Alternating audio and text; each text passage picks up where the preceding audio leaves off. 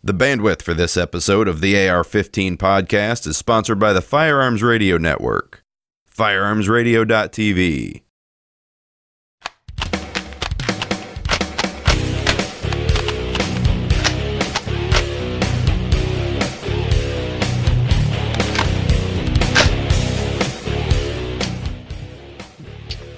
Welcome to episode number 118 of the AR-15 podcast. I'm your host, Reed Snyder, and with me tonight are my co-hosts, J.W. Ramp and Anthony Hardy. What's up? This is the podcast about your favorite black rifle. The show is for you, whether you're building your first AR or you've been building ARs for years. There's something we can all do to take our black rifle to the next level. Guys, how are you doing? I'm here. Well, that's good. Having a good one. I'm keeping up my, every weekend I've hit the range for like the past 4 weeks, I think. Dude, you need to stop. You're taking my range time away from me. No, I don't think that's happening, actually. I haven't been to the range. You're taking my range time. He's using the range time that we should be using ourselves to That's go right. to measure. He should be applauded for his stick-to-itiveness. The trick is you bring your wife to the range with you. Oh. Yeah, Really? my problem is when I bring my wife to the range, then I have to bring my two sons. And that's a 3-year-old and a 4-year-old. I don't think they work well at a range. Not going to do too good, no. Not yet. But in a few years, man, you're going to have a blast. There you go. Well, listen, before we get too far, we want to let you all know that Brownells helps make this show possible. Don't forget that Brownells, with their 100% lifetime satisfaction guarantee, is there for you anytime you have a problem. Like when you can't remove the taper pins from your new barrel to slip off the front sight base, and you now have to find a new barrel. True story. Yes, it was. So, guys, have either of you signed up for the Brownells Edge program? I haven't. I'm sorry. Not yet. You know, I think it's mandatory for co-hosts to be members of the Edge program.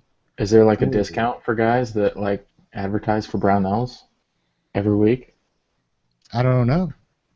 We'd have to find out.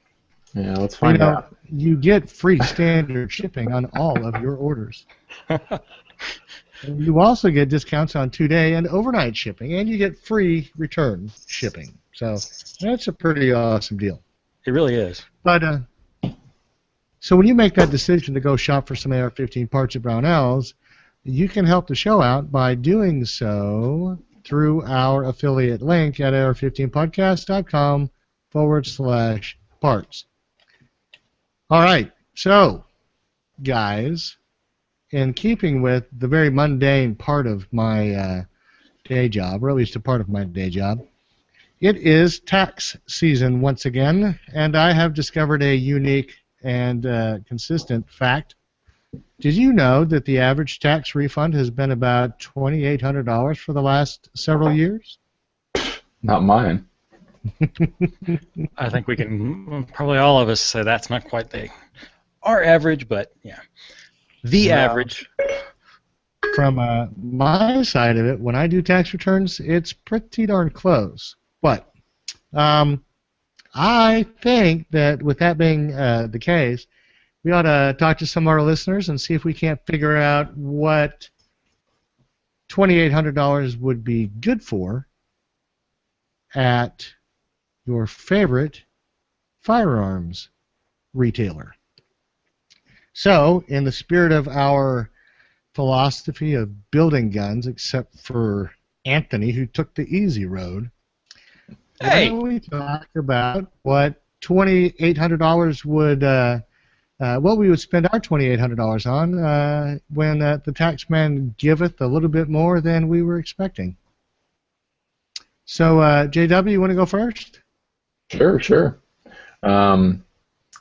So I put together a build just kind of with a bunch of goodies that I have been hearing about from different guys that we've had on the show and seeing on Instagram a bunch lately.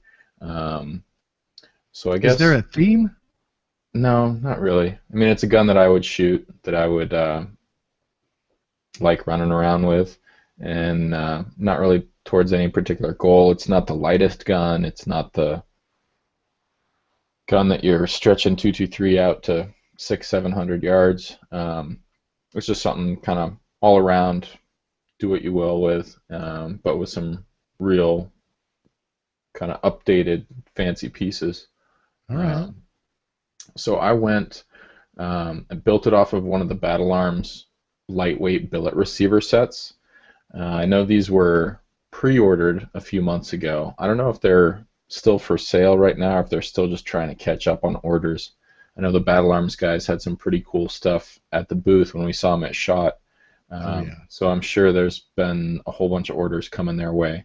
But yeah, it's a real cool upper lower set that is all cut out where it needs to be, but it still looks real strong. They've got kind of extra rigidity built into where it needs to be. So that would kind of be a cool receiver set. Out the front, I wanted to try one of those Mega Arms wedge lock handguards. We saw this from the guys there at their booth too. It's kind of an interesting system where there was really only one screw to clamp down onto their barrel nut, and it tightened up this thing that they call a wedge lock.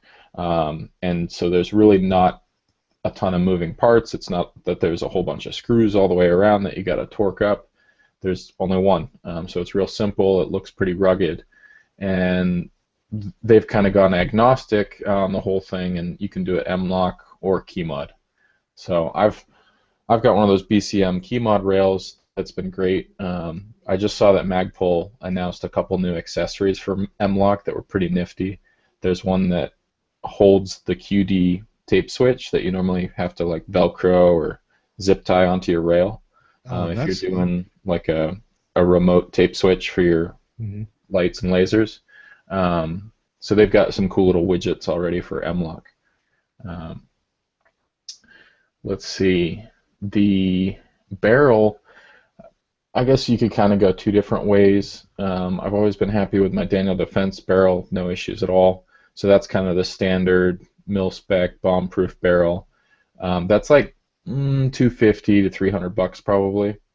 If you wanted to go crazy, spend like $500 on a barrel.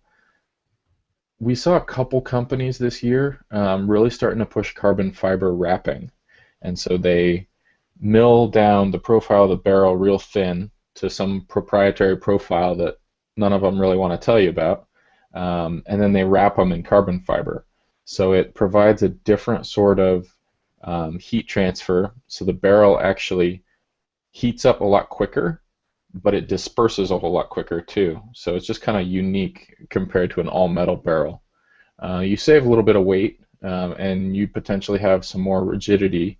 So it's just kind of interesting. I mean, you really don't see too many of those, except for on some of the custom guns and some of the guys like Christensen that have been really showing up more online.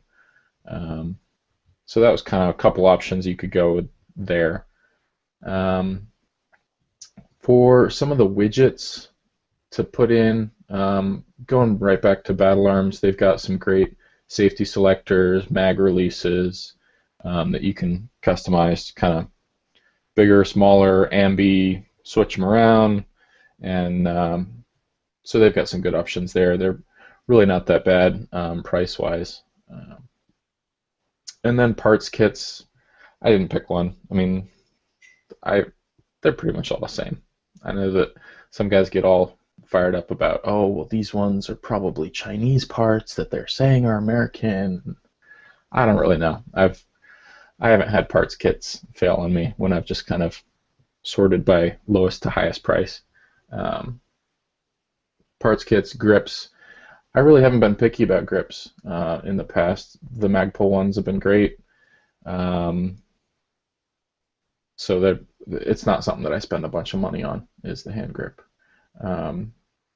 Moving to the back, this is something that I haven't had any hands-on experience with. It's something that I've seen in a few photos on the cover of some magazines, and it's one of those compact stocks that actually requires its own bolt carrier group that is, it takes up less space inside the receiver, and so it makes the buffer tube, it doesn't have to be as long.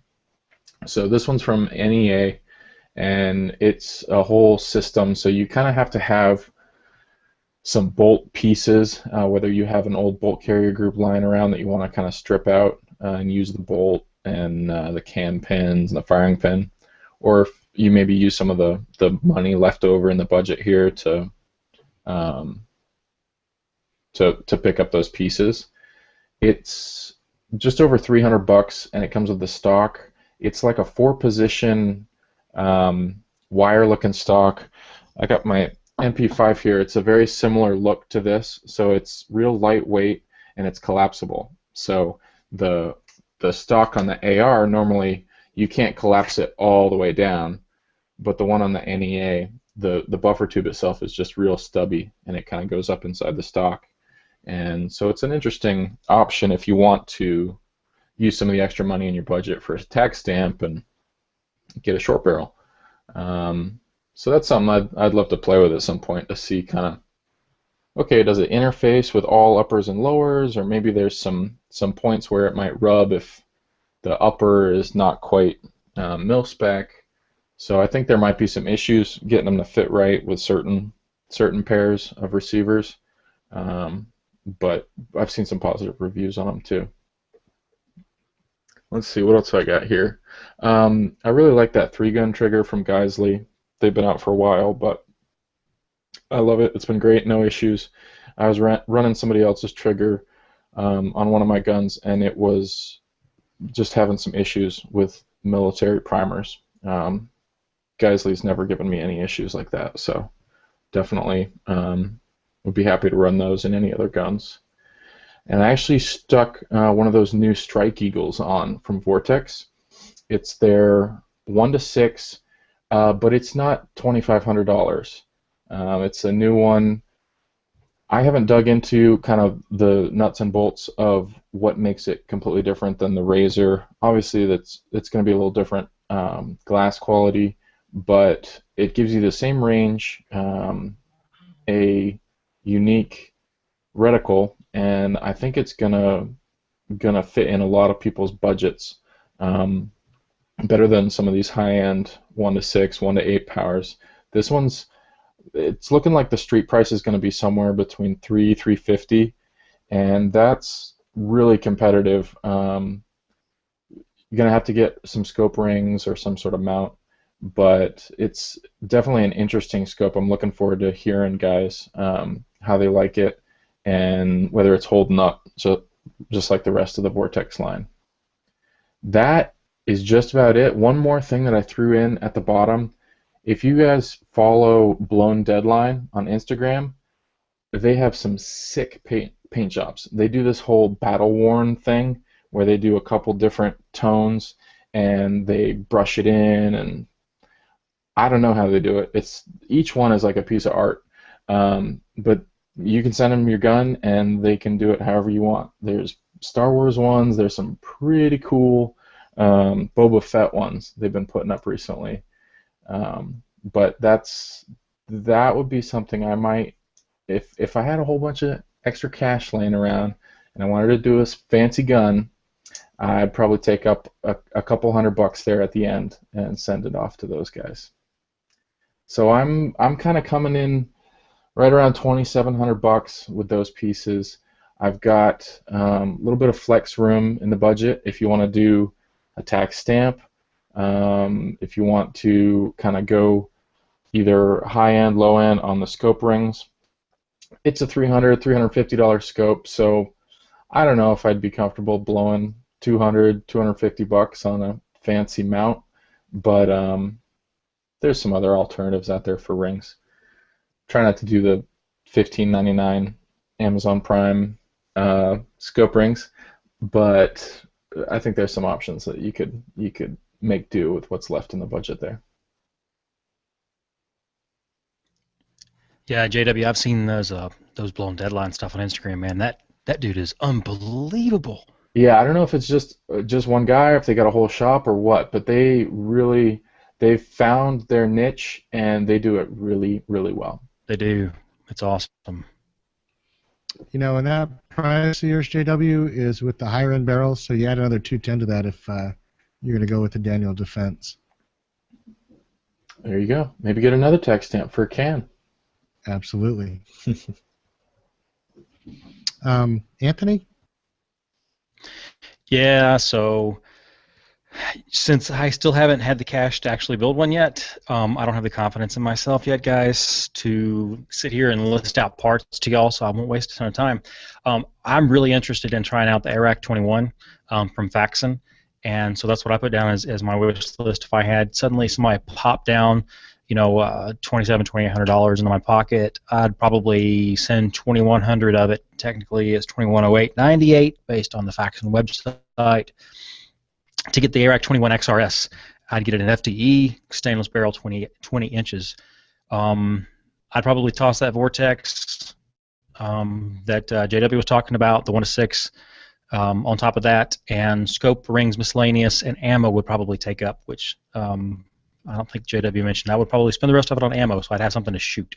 But that is, the Arak is a really interesting rifle, and I'd love to be able to get my hands on one of those things. It looks really, really cool. The concept is really interesting. Now, would you go 5.56 or would you try 5.56? No, Yeah. I'll probably go 5.56. Yeah, same caliber as what I've already got, so I can shoot same ammo. But yeah, I'm simple, so. Well, there you go. So, you haven't been hoarding ammo like everybody else? Yes, I have, but You got to replenish your enough. supplies at some point. That's right. This will probably end up being my 3-gun rifle, to be honest. If it runs as good as I think it would, from what everybody talks about. I mean, there are several other podcasts I listen to aside from the one that we do, guys, and there are some people over there. If you guys know Jeremy, he's extraordinarily difficult to get a positive word out of. He poo-poos everything, and he gave the Arak 2 thumbs up, and I was wow. I mean, he gives everything thumbs down, and he gave the Arak 2 thumbs up. Even though he broke it, I think, if I remember correctly. But he gave it 2 thumbs up. I thought, wow, if even he liked it, yeah. Plus the concept really intrigued me anyway, so, Well, I think that was a good interview. Yeah. All right. So, nothing special you do with it? I mean, you got a whole lot of room in your budget. Just ammo, huh? Probably just ammo, So we, a buddy and I, and actually 2 buddies and I signed up for this 3-gun event here in PA, and it just got bumped to October. It was supposed to happen next weekend, and it got bumped to October. And it was so disappointing. So we looked on the schedule to see what other 3-gun matches were around here, and there were some entrance fees for these things of like $300 and $400. Wow. What are you going with, man? I know. I had no idea. The 3-gun event in Dothan's like $25. Yeah. So I don't know. Hopefully they aren't all like that, but you might definitely leave not. a little bit of room for some range fees or whatever they call them. Oh, yeah. Yeah, no, the one over in Dothan that I'm going to in April, I wanted to go this month. It didn't work out again this month. Hopefully it'll work out in April. It's just a local club match over about an hour and a half, 2 hours from here. Is $25. So yeah, it's not expensive. So That's not bad at all. no, no, the Arak, you can't change out a lot of parts yet on it. There are not a lot of aftermarket things. It's a fairly new rifle. A lot of the things are not interchangeable at this point. It's not the same weapon platform, obviously. So, Well, I mean, I would change. to the degree you've got rails, you've got some choices, and I think That's true. that Faxon's supporting their platform pretty well because Oh yes. They're standing behind the things they've got going on. Oh yeah, but I don't think you can't like drop a Geisley in there or anything like that. I don't think so. Yeah, you could. You could? See, I don't remember because I missed that interview, and I'll be honest, I haven't listened to hardly any podcasts in the last couple of weeks. I haven't listened to ours yet either. Sorry, guys. I am going to. I want to very, very badly. It's on my list. Very high on my list. Yeah, I think they use standard trigger components in their lowers. Yeah, I don't think there's anything unique other than it's Faxon manufactured in their lowers. Cool. I mean, I know you can't put a standard upper on top of it, but I have to go back and listen to that one. Sure. Cool. All right. Well, what do you got, Reed? Well, I think I went back and kind of searched through my brain about all the things that have come across the show, as well as a bunch of the things that I've always just kind of wanted to try. So I started out with the Mega Arms MTS upper receiver, which is their megalithic, upper handguard, and then matched Mega Arms AMB lower receiver. I really kind of like their products, and every time that we've had an opportunity to interact with Mega Arms, and any time that we've had a chance to kind of drool over their products, I've been real happy. So I think that I'd be willing to take the plunge and drop my ducats in there. I think next, I'm a big fan of the Battle Arms Development Ambi Selector. The ability to swap out the switch, I guess, heads allows me to get the configuration that I like to run the best. And so I'd stick with that. But I also have a set of the enhanced pins, which I really do like. So I would go with the set of the enhanced pins in titanium. I have a Geisley Super 3-gun trigger, and I love it. So I'd like to go and get another one, since I think that's the way I'd be using this rifle. And because of the Mega Arms Ambi system and the nature of that set, I believe the bolt catch is a part of the lower, and as far as I remember, because it's ambidextrous, it uses its own mag release, so you don't have to buy that. It's milled, so you don't have to get a trigger guard in there, and the springs are captured, so I don't know that you'd have to buy a lower parts kit if you got something like a 3-gun trigger, enhanced pin set, ambi selector. I think at that point you've got all the pieces you need, and I'm fairly certain that worst case scenario you might have to buy a spring or something from Brownells, but that's about it.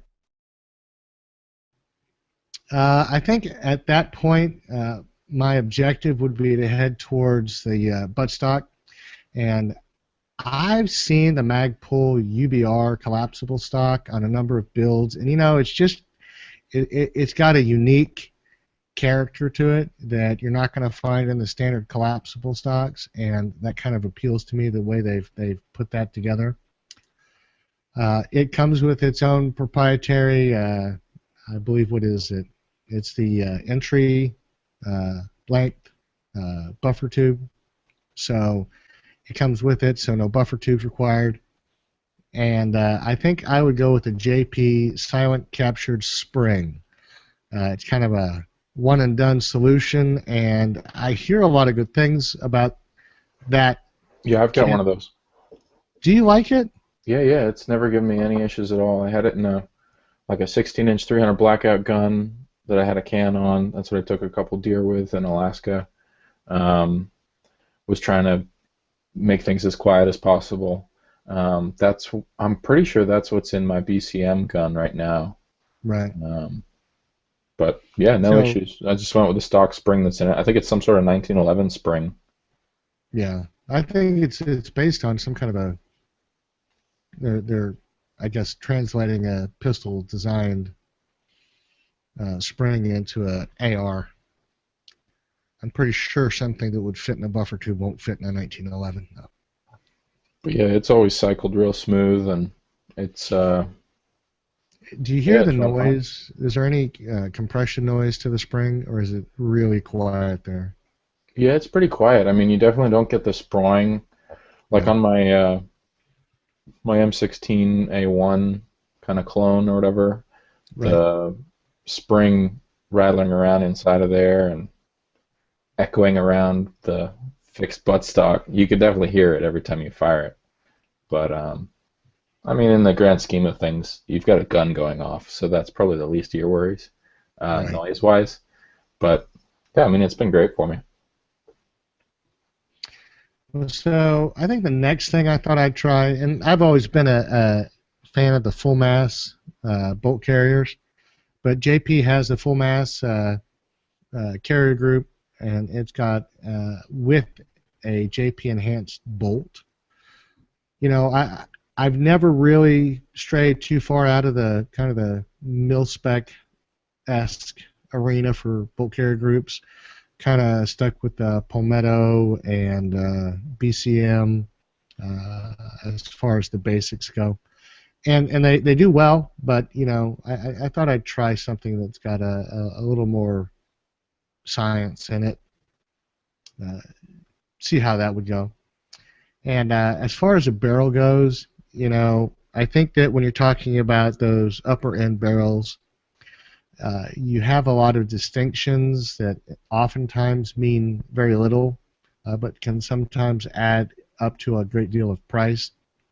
I kind of settled somewhere in the middle with an Odin Works 223 Wild 3-gun barrel. And, I've heard some things about Odin Works. Certainly I don't know anything about them, but I thought I'd give it a try this time. I have to say that I was very unoriginal in my choice of an optic. I followed JW's suit and struck out for the Vortex Strike Eagle, mostly because I chewed up the rest of my budget with my rifle and I didn't have any real money for optics. Maybe next time we do one of these shows, it'll be, so you just won the lottery, what would you buy show? But, I don't know if that would be too fun. Very dangerous.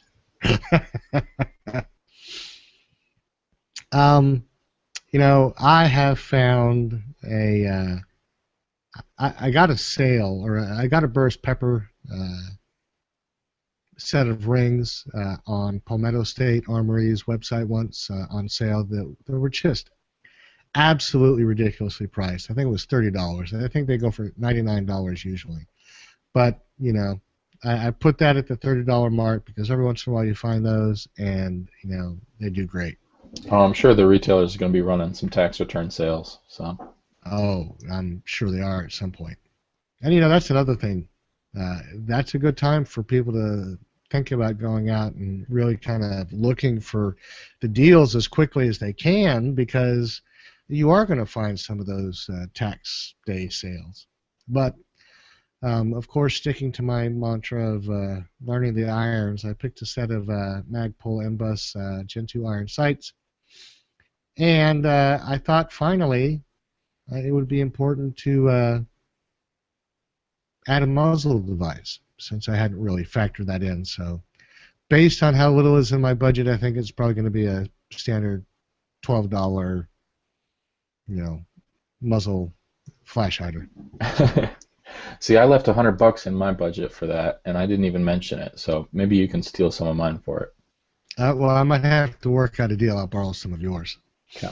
So, I think really the thing that inspired me to talk about this particular topic in this way is that we had some feedback from a gentleman that had a $2,000 budget and wanted to know what we would look at in terms of the things we would buy for a rifle.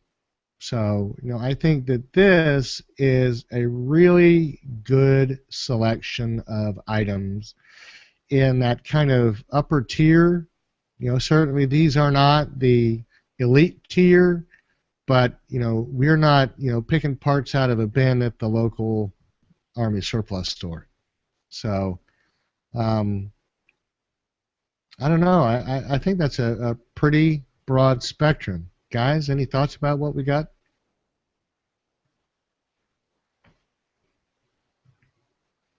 I'm pandering, guys. I'm seeking input from you both. I'm good, Reed. You guys have put together good rifles. What can I say? Oh, no. So now you're going to be a little defensive because we put together these awesome rifles and you punted? No, man. No. Hey, I will attempt to build one of the rifles if you guys want to send me the parts.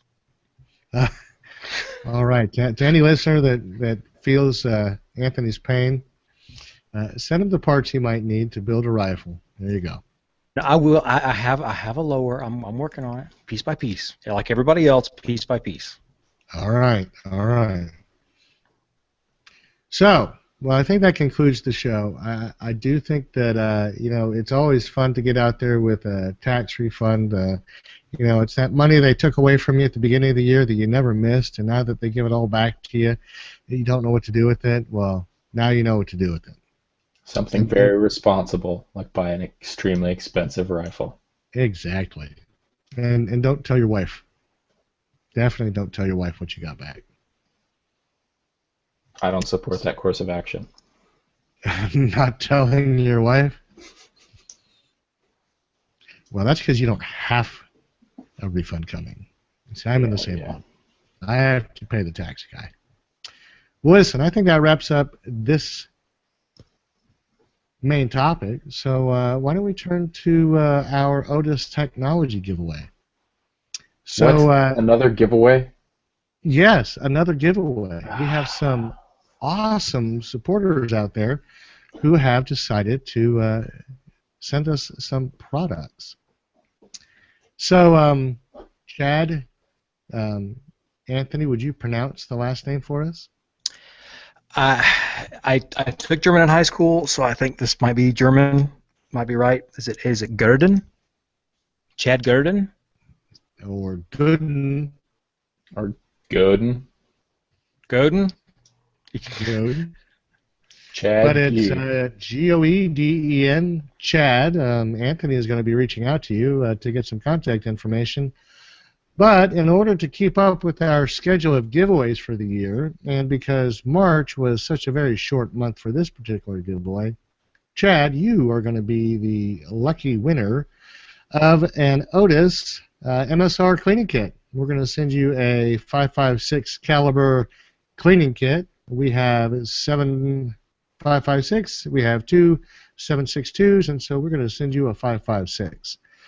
Unless you let Anthony know you'd like a 7.62 straight away, and then you can have one of those. So, write in, let us know what you need, and we'll get it off to you. So, once again, Chad Gooden, you are the winner of an MSR cleaning kit from Otis Technology. And with that, we want to remind you that the fine folks at Otis Technology have sent over a mountain of rifle maintenance tools and cleaning kits for the AR-15 and AR-10s. We've been tasked with giving them away. So watch for the special posts on Facebook and Instagram to get a chance to win some of the awesome products made by Otis Technology. Our resident tech, our guru in waiting, Anthony, has set it all up. So if you don't like it, you can always send him an email. But we'll give away a complete MSR cleaning kit in either 5.56 or 7.62 each month up until Christmas, when we'll give away a complete Otis Technology Elite cleaning system to one lucky listener. And during the alternating weeks, we'll be giving away a host of Otis tools and cleaning supplies. So, don't forget to keep your eyes open, guys. Well, we've got some feedback. So I'm going to start off with Sean from Missouri, who writes in, when I started building my first AR-15, I listened to all your podcasts while at work. It really helped me narrow down what I was truly looking for out of a rifle I was building. After my rifle was completed, I continued to listen about the new products and general vibe of the AR-15 community. Thanks, and keep up the good work. Awesome. Sean, thanks for the back pats. We try not to pat ourselves on the back, but we appreciate it when you guys write in and tell us that you like this show. Yeah, you always got to have a next build. You can't just build one. That's right. All right, Anthony. You catch me when I'm not ready, Reed. That's not fair. Not fair, not fair. Hang on. We're at Jeremy. Right? Great podcast. I'm an avid outdoorsman and use my AR chambered in 223-556 to coyote and boar hunt. I've lately been interested in getting a 7.62 upper. What would be the best twist barrel for 7.62 by 39? Also, are there any companies that make parts for 7.62 by 54? Thanks, and keep the podcast coming. So have you guys heard any barrels for an AR and 7.62 by 54? No. And JW, correct me if I'm wrong. That's the Mosin Nagant round, right? Yeah, that is. That's the one. 54R. I don't know. JW and I were kind of mentioning that before the show, and he suspected that it might even be too long to fit in a 308 mag, which kind of puts it outside of the scope of even an AR-10 as far as a potential build. And so, Right. what a bolt action mated upper is probably about all you're looking at, unless someone does a custom upper lower set for a pretty much a very cheap but not all that great round. Yeah, and it's one of those like rimmed cartridges too, so it'd stack funny in the magazine, and I don't know about Isn't 54. that a real feeding issue with the 22? Yeah, kind of similar issue. I don't think it'd be quite so bad, but I don't know. I'm sure somebody's bubbled one together before. Well, so Jeremy, I guess the consensus is don't hold your breath on the Mosin Nagant ammo getting into an AR. But But yeah, as far those as the the by 39. I mean, it seems like there's been some pretty interesting um, options coming out. What was it at shot? Was it called like the Beast or the Monster? Or are you talking about CMGs? yeah, what's Or that are you called? talking about that The other Mutant? one? Is it Mutant? I think it was a Mutant. Yeah. So I mean, there's some options like that. I think that's more of like a whole dedicated gun. Um, I don't know though. I mean, just buy an AK. Just buy an AK, or maybe two. What is it? The Dragonov that shoots the 7.62 by 54 Yeah, like the SVD, SVD. PSL, something like that. So I mean that's another option. Yeah, just buy an AK. Yeah. So why don't you take the next one, JW? Yeah, so Chris S says, just listen to episode 117 with Three Gun Nation. Great interview. I got a job where I drive a lot and love listening to your podcast. I also follow you on Instagram. Keep it up, guys. Love the Three Gun interviews. I really would love to get a competition started in East Texas. And he got replied to right there in the Facebook comments, and that was pretty cool. Uh-huh. And who replied to him? It was Chad, right? I think it was Pete Brown. That was Pete that commented right back, and he gave him his email address. Said, "Hey, get a hold of us. We'll set something up. We're always looking for new clubs and ranges to host events." So I mean, that was really cool seeing that happen. I mean, it was over the course of a couple hours, and Chris got connected to them, and we'll see where that goes. You know, and I think that is really a testament to the passion that they have over at the at Three Gun Nation to basically drive that entire operation into mainstream levels of access. So we can all go do that for a weekend instead of going to just a standard static target shooting range and not really get that kind of exposure or experience. I think that's great. Yep. It is. For sure. So Dylan C. wrote in, he says, I began listening to the AR-15 podcast in the spring of 2013. I was new to the AR platform at the time, and listening to this show brought me up to speed fast. The hosts deliver a show that is packed with need-to-know information, and they manage to do it on an even keel. Not too basic, not too stuffy, and never elitist. Well, I kind of enjoy that. Thanks, Dylan. We appreciate that. I have always thought that, if we're going to get into AR-15, we need to make it available to everybody. And I really do appreciate that you noticed that. Oh, wait a minute. He's not even done. It says, when it comes to the AR, there are three things that I look forward to. The UPS truck, a new issue of Recoil, and a new episode of this podcast. If you're interested in the platform, and especially if you're thinking of building your own rifle or three, this is the show for you. Yeah, Awesome. I think Thanks, Dylan. I blew way past that number. This is I think there's a 12-step program for this. Does it involve building a rifle at each step? No, nothing fun like that. I think you have to admit you have a problem, and I don't think I have a problem. Do you have a problem? Oh, there's no problem here. I don't have a problem. All right, Anthony. This is your territory here. Why don't you? I see some square photos. This looks like Yeah. your realm. Yeah. So we're all over onto our Instagram feedback, guys. And we've got a few pieces of feedback here, and to see the pictures that I'm fixing to talk about, you folks that are listening to us on the podcast, you either need to go to YouTube and take a look at the video and fast forward to where we are right now, or take a look at the show notes, which is the easiest thing to do. So to do that, you go to ar15podcast.com/119, and you can take a look at the show notes there and take a look at these pictures. So at first, 118. 118? 118. I can't count. Don't be surprised. It's one of those days today. First _ AR15 _ build wrote to us and says that he's got that AR-15. Excuse me. It is one of those days. Got that upper looking 3D in this pic. Go ahead and try and charge it. Laugh out loud. And it's a nice, really well done picture. The focus is really neat on this picture of his AR-15 upper. He's got a couple of pictures that he's posted of it here. He's doing a good job there getting his build done. If you guys aren't following him, he's doing a good job documenting his process of getting the upper put together there. It's been interesting to watch that process go together.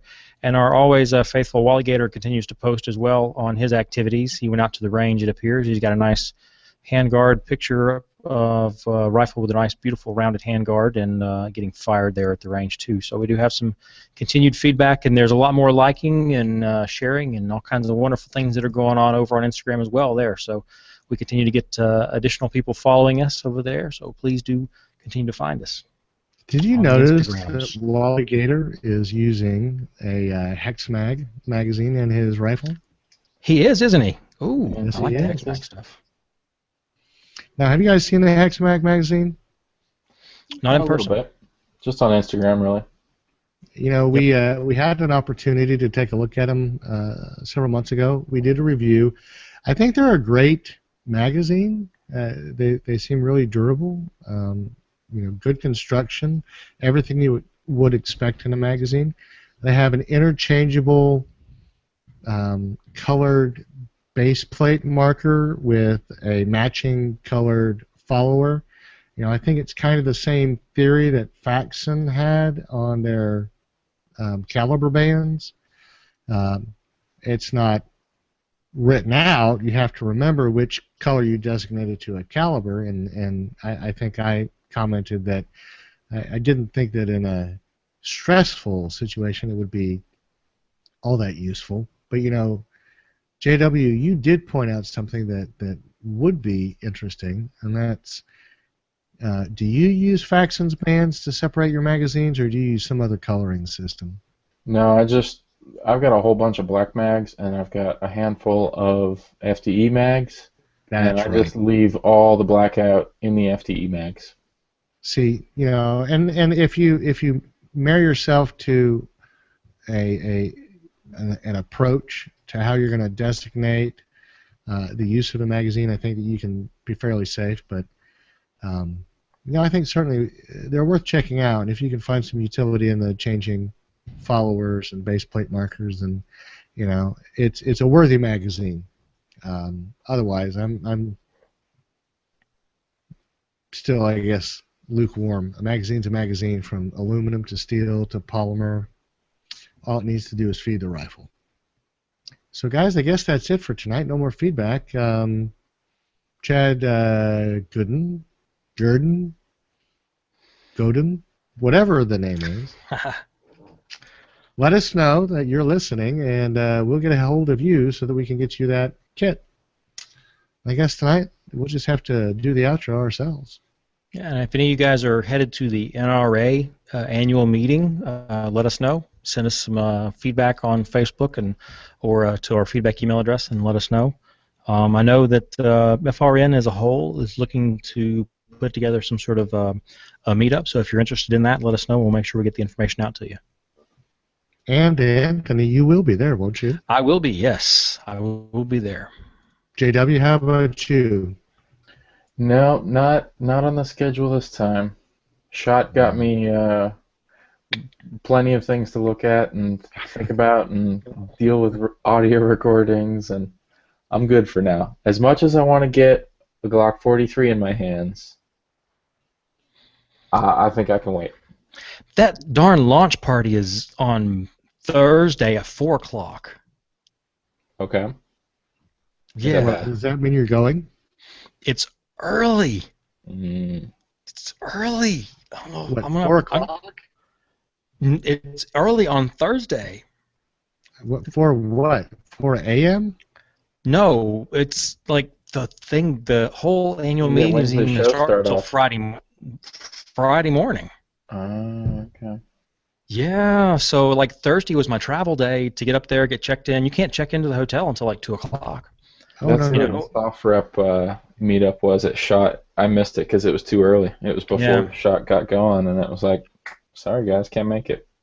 yeah. So we'll have to see. We'll have to see. I'm gonna try to make it to the launch party, but I don't know.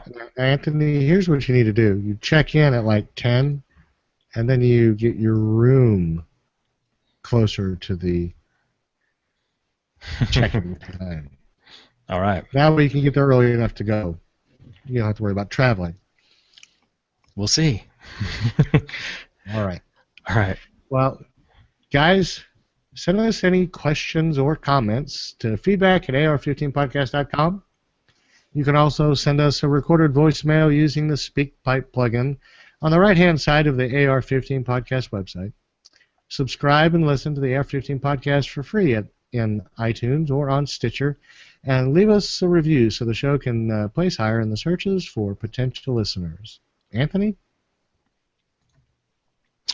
And share pics with us on Instagram. You can tag us with hashtag AR15podcast or at AR15podcast. Follow us on Google Plus or watch us live at plus.google.com and find us just by searching AR15 podcast.